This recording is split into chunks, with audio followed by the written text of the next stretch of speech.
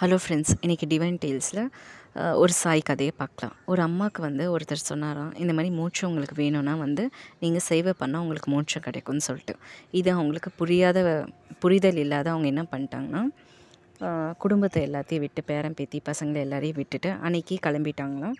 நம்ம சேவை பண்ணுறதுக்காக போகணுன்னு சொல்லிட்டு வீட்டை விட்டு வெளியே வந்துட்டாங்களாம். அப்போ நம்ம எங்கே போய் இருக்கலாம், எப்படி சேவை பண்ணலான்னு யோசிக்கும் போது அவங்களுக்கு சாய் ஆசிரமத்துலேயே நம்ம போய் இருக்கலாம், அங்கே நிறைய பேர் வருவாங்க, நம்ம சேவை பண்ணலாம், நம்மளுக்கு மோட்சமும் கிடைக்கும், சாய் கூட இருக்கிறதுனால நம்மளுக்கு ஒரு ஆறுதலும் இருக்கும் அப்படின்னு சொல்லிட்டு போயிட்டாங்க. அங்கே போனோடனே சாய் கேட்டாராம், எதுக்காக நீங்கள் அப்படின்னு சொல்லி கேட்டாராம். அப்போது நான் புது சேவை பண்ணணும்னு நினைக்கிறேன், அப்போ தான் எனக்கு மோட்சம் கிடைக்கும், அப்போ தான் நான் சொர்க்கத்தை பார்க்க முடியும் அப்படின்னு சொல்லி சொல்கிறாங்களாம். இதை கேட்டோடனே சாய் அமைதியாகவே இருந்துடுறாராம் அன்னைக்கு. இப்படியே கொஞ்ச நாள் போயிட்டு இருக்கா. அவங்க நல்லாவே எல்லா வேலையும் இழுத்து போட்டு எல்லாமே செய்கிறாங்களாம். ஒரு 4 வயசு குழந்தை அப்போ அந்த ஆசிரமத்துக்கு வந்துதான் யாரோ விட்டுட்டு போனாங்களாம். அந்த குழந்தையை இவங்க தான் நல்லா பார்த்துக்கினாங்களாம்.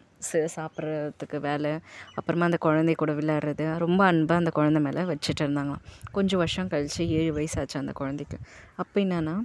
அப்போ அந்த குழந்தை என்ன பண்ணுச்சுன்னா, அடம் பிடிக்க ஆரம்பிச்சிச்சேன். நான் என்னோடய அம்மா அப்பாவை நான் பார்த்தே தீரணும்னு சொல்லிட்டு அடம் பிடிக்க ஆரம்பிச்சிச்சேன்.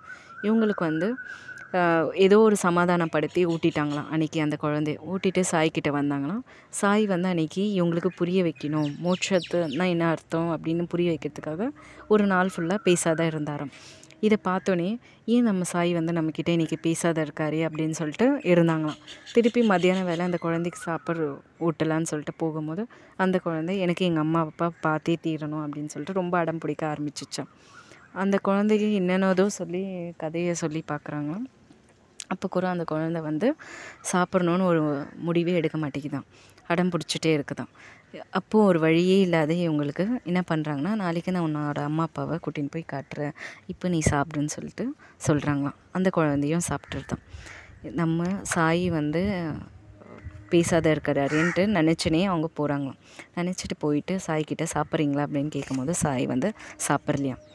எனக்கு வேணான்னு அப்படின்னு சொல்லிடுறாராம். அப்போது சாய் கேட்குறாராம், நீ எதுக்கு இங்கே வந்த அப்படின்னு கேட்குறாராம். சாய், உங்களுக்கு தெரியாதா, நான் சொர்க்கத்துக்கு போகணும், அதனால தான் நான் மோட்சம் கிடைக்கிறதுக்காக தானே நான் இங்கே வந்தேன், உங்களுக்கு தெரியாதா அப்படின்னு சொன்னேன். நீ எதை மோட்சம்னு நினைக்கிற, இங்கே இருக்கிற பசங்களையும் இங்கே இருக்கிற எல்லாரையும் சேவை பண்ணுறத நீ மோட்சம்னு நினச்சேன்னா அது தவறு. உன்னோட கடமைங்களை, உன்னோட வாழ்க்கையில் உன்னோட பசங்க பேர பேத்திங்க அவங்களோட கடமைங்களை எல்லாத்துலேயும் நீ முடிச்சுட்டு உன் வாழ்க்கையில் மிச்சம் இருக்கிற நேரத்தில் உனக்காக தோணி மற்றவங்களுக்கு சேவை பண்ணுறியா, அது எல்லாமே சேர்ந்து தான் உனக்கு மோட்சம் கிடைக்கும். நீ ஏன் எதிர்பார்த்து பண்ணணும்னு கூட அவசியம் இல்லை. நீ பண்ணுற கடமைங்களையும் நீ அடுத்தவங்களுக்கு பண்ணுற சேவையிலையுமே உனக்கு அந்த ஒரு விஷயம் கிடச்சிரும் அப்படின்னு சொல்லி புரிய வச்சாலும். இது புரிஞ்சோடனே அவங்க சரி சாய், நான் நாளைக்கு என் வீட்டுக்கு போகிறேன், எல்லா கடமையும் நான் பார்க்குறேன், எனக்கு அங்கே எல்லா வேலையும் முடிச்சிட்ட பேர் நான் இங்கே இங்கேயும் சேவை பண்ணுறேன் அப்படின்னு சொல்லிட்டு கிளம்பி போயிட்டாங்களாம். நன்றி.